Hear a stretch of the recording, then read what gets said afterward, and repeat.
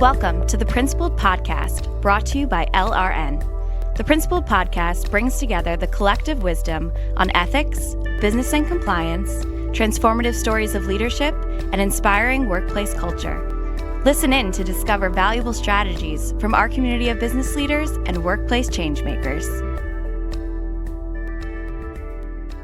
Building a winning culture of ethics and compliance requires efficiency and effectiveness in all aspects of a program, including training, communications, and a code of conduct. But how do you ensure these elements all work together to create a meaningful and intentional learning experience, while also contributing to desired business outcomes? Hello and welcome to another episode of LRN's Principled Podcast. I'm your host, Carolyn Grace, content writer at LRN and co-producer of the podcast. Today, I'm joined by Erick Sawyer, the Chief Ethics and Compliance Officer of Inhabit IQ, and my colleague, Damien DeBarra, the leader of curriculum design and communication strategy in LRN's advisory group. We're going to be talking about why a deep understanding of curriculum design is essential to developing an effective program, using Inhabit IQ as a prime example. Erick and Damien recently completed a learning curriculum for the company's code of conduct, providing the business with a simple narrative for training communications and rearranging future training around that approach. Erick, Damien, thank you both for coming on the Principled Podcast. Thanks, Carolyn. I'm really excited to be here and to share this conversation with you and Damien today. Thanks, Carolyn. Pleasure to be here. We are so happy to have you both.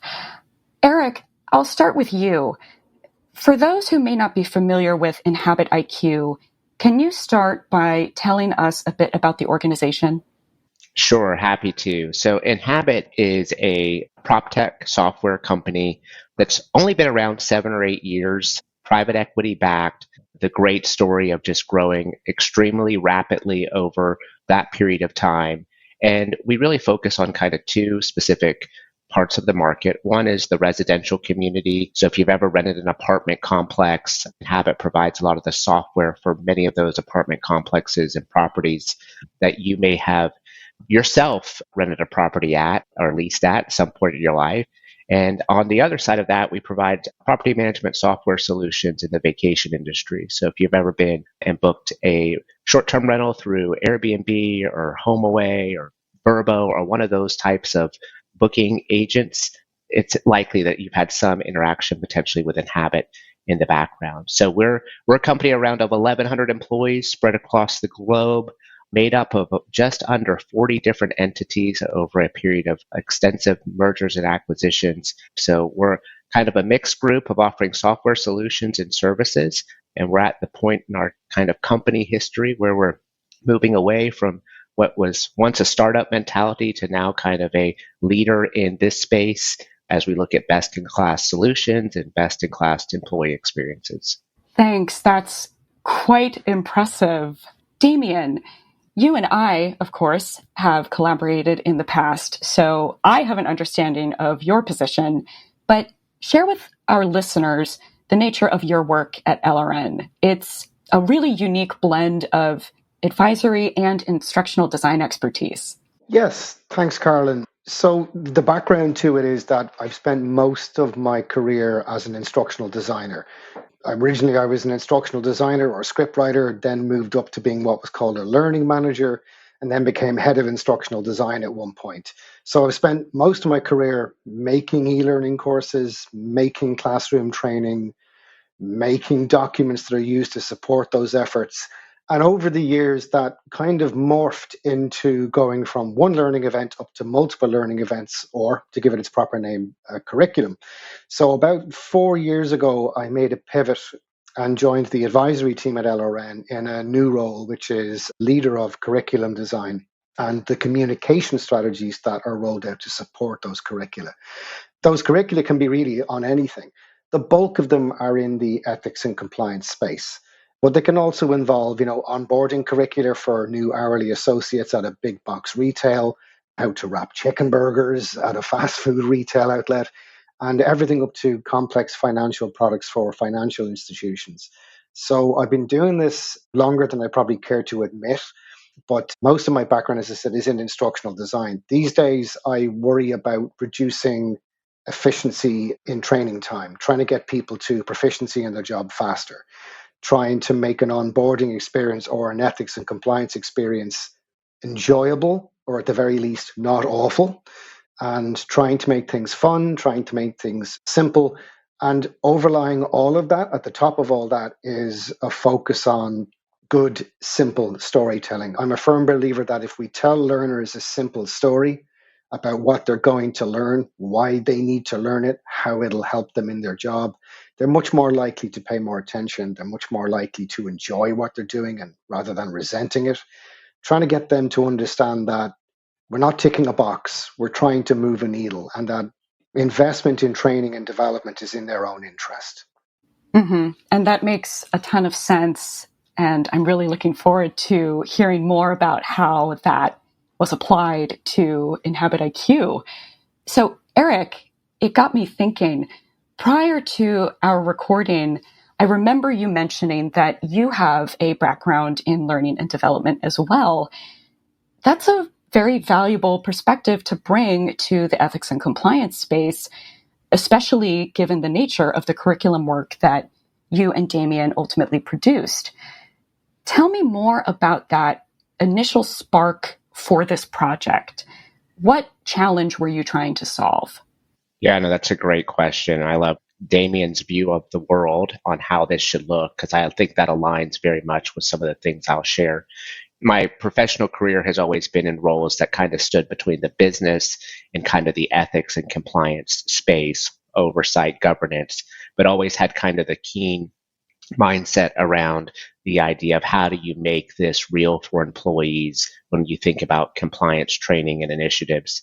And I did have the opportunity in a prior role before joining Inhabit IQ to lead the learning and development team as part of my responsibilities. And that gave me a great deep dive into what is the most effective training approach, what's the most effective ways to deliver messages that are impactful for employees. So as Damien mentioned, it's not a check the box type mentality, but that you're actually driving a message and a culture that is moving a needle.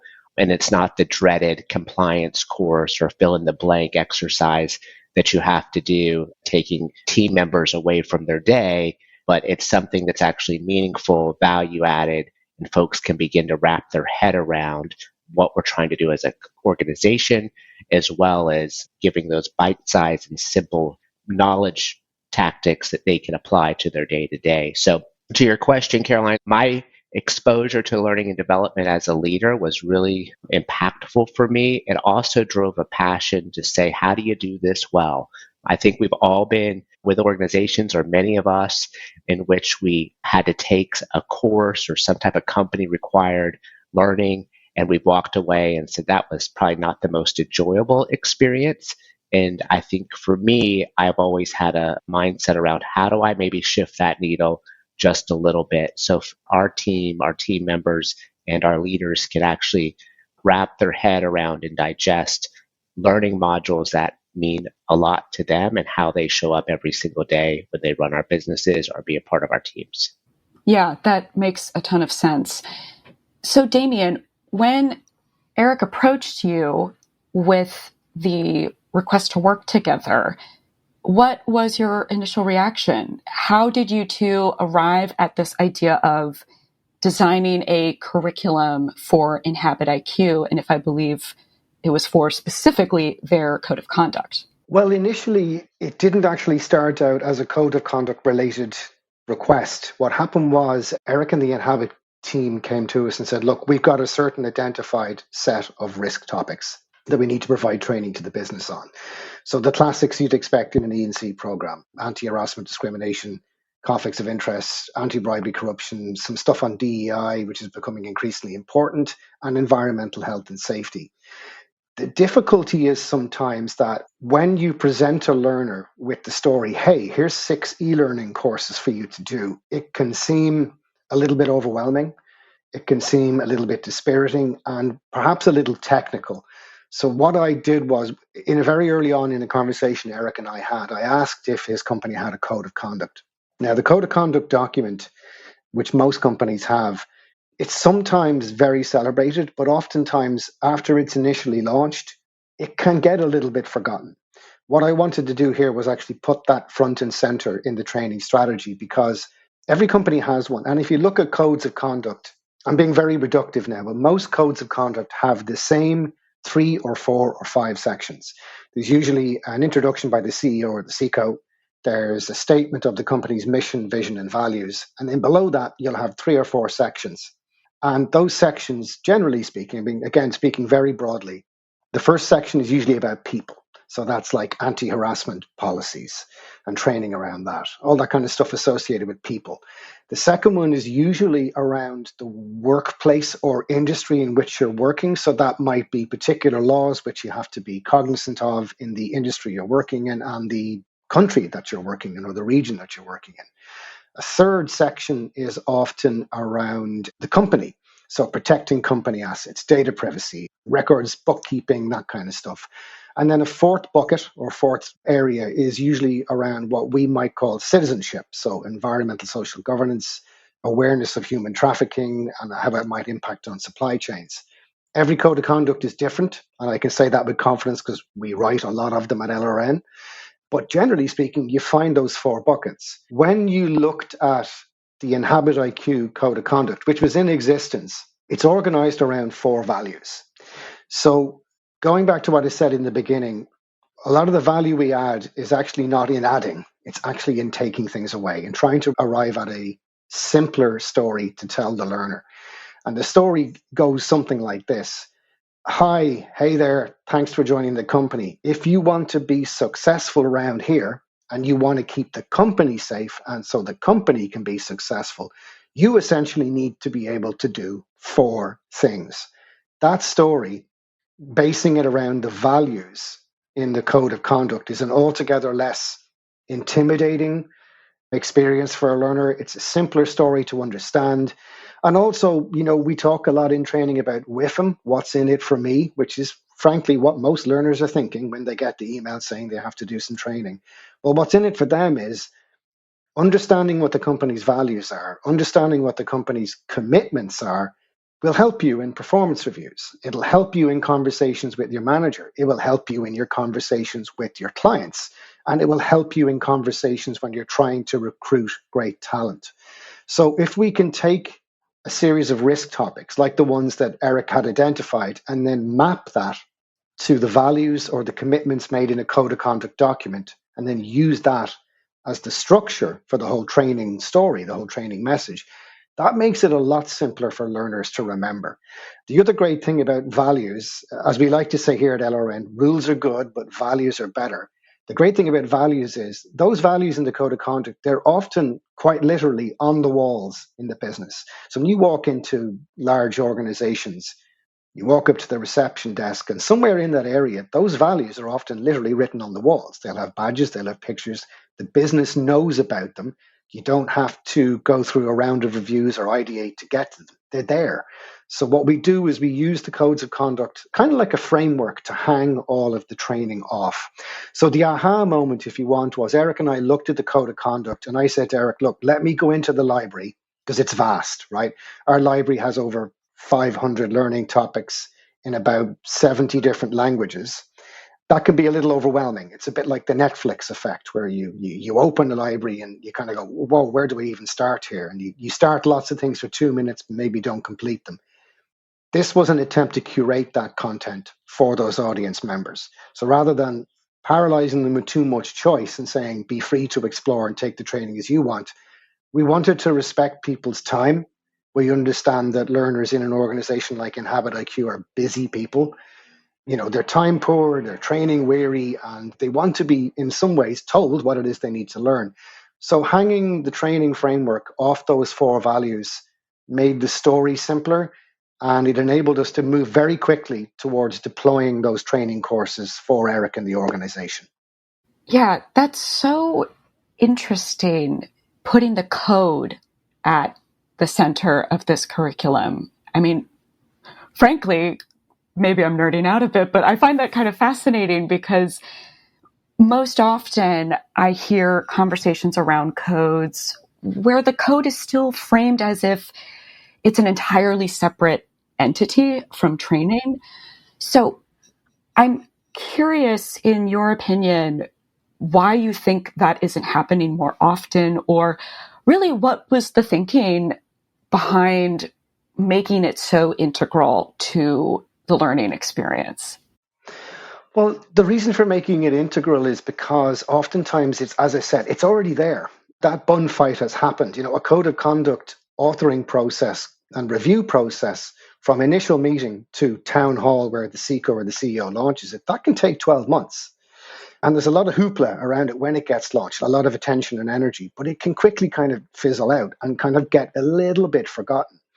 But that has been an exhaustive process. Writing a code of conduct, the actual copywriting of the document is kind of the quick bit. It's getting it through all the stakeholder reviews and getting it through the board reviews. That takes a long time. So if you spent that much time and energy and, frankly, resources on getting it done, let's use it. It's already there. You've got that simple storytelling framework, as I said, literally written on the wall. As to why that doesn't happen more often, that's an interesting question, which we could take like an hour to unpick. But I think very quickly it's because sometimes one part of a business might take care of the authoring and construction of a code of conduct, and it doesn't get the training department, for want of a better expression, over on the other side of the building might not actually know about it. So we've often had the case where we're working with clients and I'll be talking to, say, a training team, and that training team will be actually unaware that another part of their company is talking to another part of LRN, and we're making the code of conduct. So what we always say is that the code is the hub in the middle of the wheel, and everything else, the training deployment, the communications, the town hall, everything else around it supporting it are the spokes that come off of it.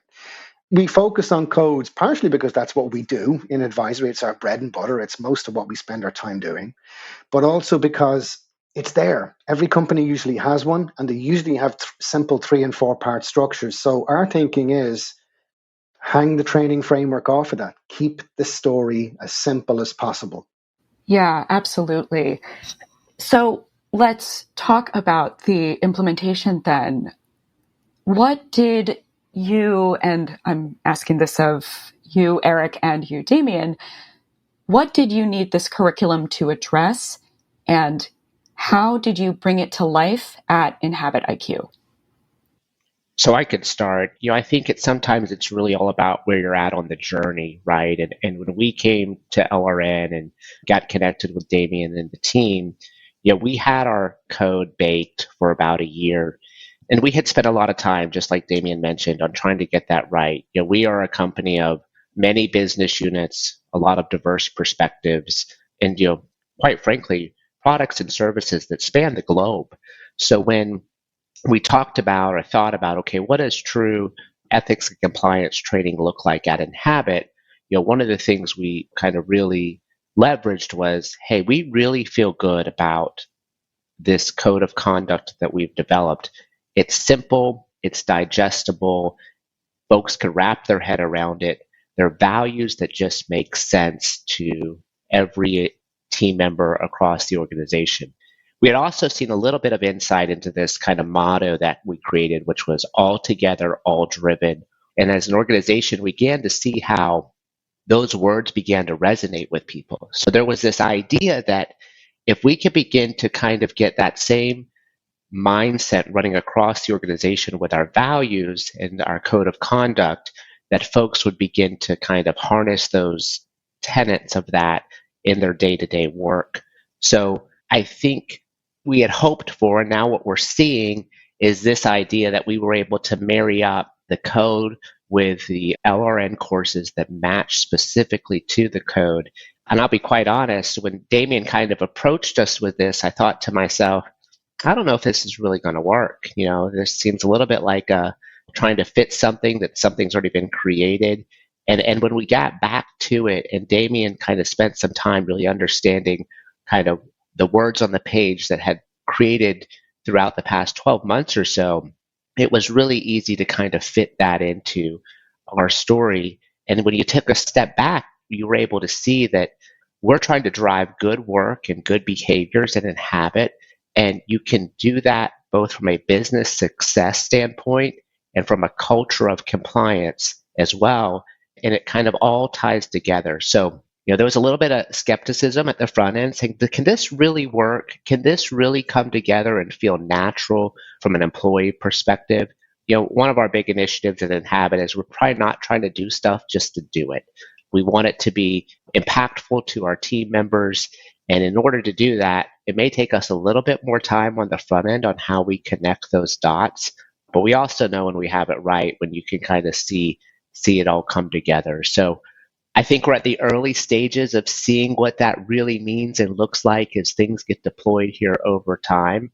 But I would say that the effort at the front end looked pretty daunting. But when we said, hey, let's try this. Let's see what this looks like. It came together really, really well. And it was really exciting from my end because I was able to take a step back and say, we're not just checking the box here. We're just not doing this to do it, to say we have a compliance program, et cetera. But we have the option here to really drive something that makes a lot of sense to every single individual contributor across our organization. And I'm excited to kind of continue to share that and share that with not just our existing team, but any new hire that joins the team into the future. Thanks, Eric. There's some very kind words in there. I suppose my thought, Caroline, would be to bring this to life. What we did was, as I keep saying, we hung it onto these values that are articulated in the code of conduct. And it's worth talking about those maybe for a moment. So the Inhabit IQ code of conduct is based around 4 core values, and they are simplicity, act with integrity, achieve as a team, and support progress. So that's the overarching architecture. We're going to build a bunch of e-learning courses, maybe 4 or 5 of them, around those themes. So for example, in the first course, which is on the theme of simplicity, I was then able to go into the LRN library and identify learning topics, because for anyone listening who doesn't understand or isn't familiar with our library, all of our courses are built around 5 to 7 minute learning topics. Each of those have an internal instructional design model, which is called Learn It, Work It, Prove It. So think of them as Lego blocks. They can be picked up and moved around. So what you kind of get is a mix and match approach. So I took one topic from this course over here and another topic from that course over there, and I bolted them together. And I called the course Simplicity. So that first course covers, ask before acting, speaking up, commitment to non-retaliation. The Act with Integrity course, which was actually broken into 2 parts because that was the biggest need, that covers stuff like ABAC, export controls, conflicts of interest, business courtesies. And we designed the courses around those values, as I say, mixing and matching the topics. And then to make it flow, to make it harmonious with the Inhabit code of conduct, we top and tailed. So there are screens inserted at the stop that say, hey, as an employee of Inhabit IQ, you'll be familiar with our code of conduct. It has 4 values. This learning program is wrapped around those 4 values. This is the first course of 5 based on the theme of simplicity or act with integrity.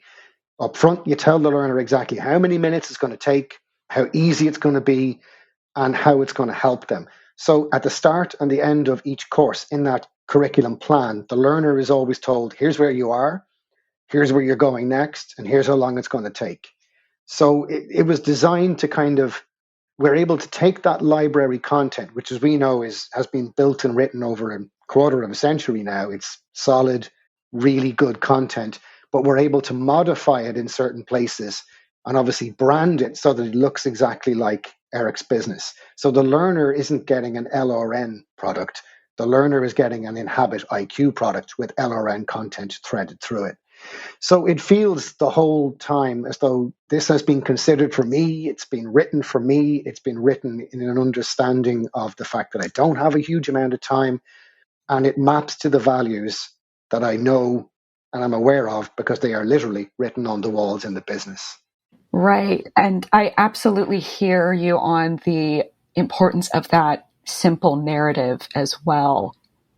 Caroline, if you don't mind, I'll add something there. I think really what was meaningful in the pre-work and the project itself was Damien and team were really listening to kind of some of the needs for our particular organization and what we were trying to get to. A great example that Damien just shared about is just kind of the need for the right bite-sized content throughout, right? I think probably some of my earlier comments was, this sounds like a great idea, but I can't have a team member sitting down for multiple hours trying to get through that kind of program. It has to be digestible. It has to be kind of in the micro learning type vein in order for us to be able to achieve it. We run very lean teams, which means that we have to get training and development in front of those team members in the right time and in the right format, as well as within the right time frame. And I think we were able to accomplish that and still make it all connect back to what we were driving as a business and as an organization. Absolutely. I completely hear you on that. So Erick, tell me, you were touching on it a little bit earlier, but I'd love to follow up and ask what the reaction has been to this rollout. I understand it's fairly new, but what are you hearing from employees and leadership so far? We're really early on, Caroline, in just kind of our rollout process here, but I think what we were hoping for and what we're hearing is this all makes sense. This all makes sense to me, right? So I think those are the pieces that we were trying to drive and get to, and it's really exciting that that's the immediate reaction that our team members are saying. Yeah, that's fantastic. So understanding that, of course, we're still in early stages here, where do the two of you go from here with this project? What's next? Damien, I'll start with you. Sure. So right now, as Erick says, from the Inhabit point of view, is their deployment is happening, and it's going to be fascinating to see what the business's reaction is. The most heartening thing I've heard so far today is what Erick just said, is that this all makes sense, because that's exactly what we were aiming for. We want a simple story which Erick or anyone else in his business can tell to anyone else in the business in less than 30 seconds. That's it. We literally want an elevator pitch. So all the time when we design a curriculum and come up with that high level story, we're looking for the simple story. Looking forward, we've been doing this for a while, this curriculum design thing. But I'll be candid, most of the curriculums I've designed have been huge. So with some clients, we design curriculums for 6 months. Sometimes it's more commonly it's a year. But in many instances, they're 3 and 4 and 5 year plans, and they take 3 to 6 months to work out. So you're working out a plan for 6 audiences and 40 risk topics, bucketed under 5 values, spread across a 5-year plan. Not every client can plan that far ahead. Part of it's because they're in fast-moving industries and things change and the law changes and Department of Justice guidelines change and get updated. So not everybody can plan that far ahead. A lot of clients are thinking a little bit more strategically in short term. So they're thinking about the next year. And they come to us and they'll say, I know I need training, but I don't know what training I need. And I have no idea how to organize this. And I don't know where to start. So what we're doing is now we're actually going to launch this as a formal service from LRN. It's going to be called Code of Conduct Curriculum Design. And the idea is you come to us with some identified risk topics. We say, show us your code of conduct. If you don't have a code of conduct, don't sweat it. We can write one for you. But when we get the code of conduct document done, what we'll do is we will curate those learning materials for you from our library into a recommended playlist with a simple story or narrative at the top. So it's actually a pretty quick way for an ethics and compliance department or an ethics and compliance team to bring a quick bit of storytelling coherence to a learning strategy which gets rolled out every year. So it can be a quick refresh for an existing or annual repeated learning strategy, and one which makes it much simpler for the learner and much simpler for the communications within the business to tell that story. So we'll be launching that, I think, over the next, I'm guessing here, sometime in the next month. And as I said, if you drop by, if you're a fan of LRN or you're a regular listener to our podcast, drop by the website. You'll see a button at the top called Advisory. And hopefully in the coming weeks, there'll be materials there related to this service and offering. Anybody's curious, you should be able to hit a big fat prominent button on the website to get to talk to us. And chances are you might end up getting your ear bent by me on the phone. So that's the immediate future for us in Advisory. That's great. And how about you, Eric? What's next? Honestly, I think this is just a start, right? I think we will continue to think about how do we reiterate and develop our team members in a way that they think about both about business goals and ethics and compliance as a part of what they do every single day under the guise of probably our first value, right? Simplicity. And I think this initial first step has taken us to a place of a very simple story that we can tell to our teams, no matter if you've been with us for years or you're coming in the door for the first time as a new hire, and how we continue to find ways to reiterate that message and leverage what we've built here in partnership with LRN and with our teams internally. I think there's going to be a journey ahead in a good way. Absolutely. And we certainly can't wait to hear how that goes for you. So, looking back on everything that we've just discussed, Eric and Damien, what advice would each of you give E&C teams or leaders who are looking to create similar initiatives at their organizations? Only two or three. Okay, right. So I could talk about this for an hour, but off the top of my head, and not in any particular order of importance, number one would be keep it simple. Keep it simple. Pick your simple story you're trying to tell your learners. So the version you heard me say earlier on was, hey, if you want to be successful around here, you need to do the following four things. So keep it simple. The tragedy we often see is like brilliant training materials, bespoke classroom and online materials being created and then rolled out with poor or else communications. Do these 18 courses by the next date. And it's a bit of a tragedy. We see that a lot. So keep the story simple. The second one would be, how do I phrase this? That, as I alluded to earlier on, we often talk to clients and one part of the business might be unaware of what another part of the business is doing. And oftentimes we see codes efforts developed in a silo away from what the training and development team are doing. Putting it really baldly, I would encourage everybody working in those kind of areas in their businesses to reach out to the people in the other parts of the business and find out what they're doing. See if they've got a simple story you can hang your framework onto. Because oftentimes it's amazing in LRN, frequently we're the one that bizarrely brings some of our clients together and says, hey, did you know that this guy was doing this over here and this? And they go, no, I didn't know this. And when you get them talking, the story emerges and the structure and the program emerges. Because innovation happens when smart people get to talk to one another. So I would say those are the two big things that come off the top of my head. Keep it simple and reach out to other people in your organization and find out what they're doing. What are the stories that they're telling? And then go from there. Thanks, Damien. I think you took my first one on keep it simple. But did I? but it's so true, right? We tend to overcomplicate these things. And I would say my kind of second tenet of that is don't be afraid of kind of that white sheet of paper. I think when initially Inhabit thought about our code of conduct and training and coming from a company that had some rapid growth over the last couple of years, it was the idea that you're really starting with nothing in some cases.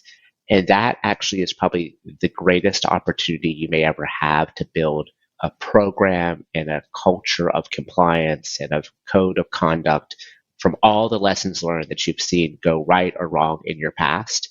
So if you're an organization and you are trying to figure out where do I even start, I would say if you have the opportunity to start with that blank sheet of paper and to co-create that with your teams, with folks like LRN, jump in and do that. Don't let that kind of hold you back, because that may be one of the only opportunities you have to do that and maybe one of the most rewarding. I know it's been for me and for my teams to kind of start from nothing and build something that you're really, really proud of and that your team members are excited about when they think about your company values, your code, and how you implement that through training each and every day.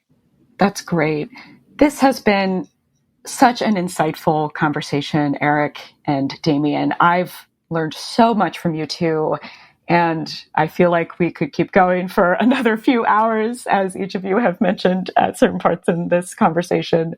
But unfortunately, we are out of time for today. So thank you both for joining me on this episode. Thanks, Carolyn, and thanks, Eric. It's been a pleasure. It's been great to be here. Thanks for having me. And thank you to our listeners. Once again, my name is Carolyn Grace, and I hope you join us next week on the Principled Podcast by LRN. We hope you enjoyed this episode. The Principled Podcast is brought to you by LRN. At LRN, our mission is to inspire principled performance in global organizations by helping them foster winning, ethical cultures rooted in sustainable values. Please visit us at LRN.com to learn more. And if you enjoyed this episode, subscribe to our podcast on Apple Podcasts, Stitcher, Google Podcasts, or wherever you listen. And don't forget to leave us a review.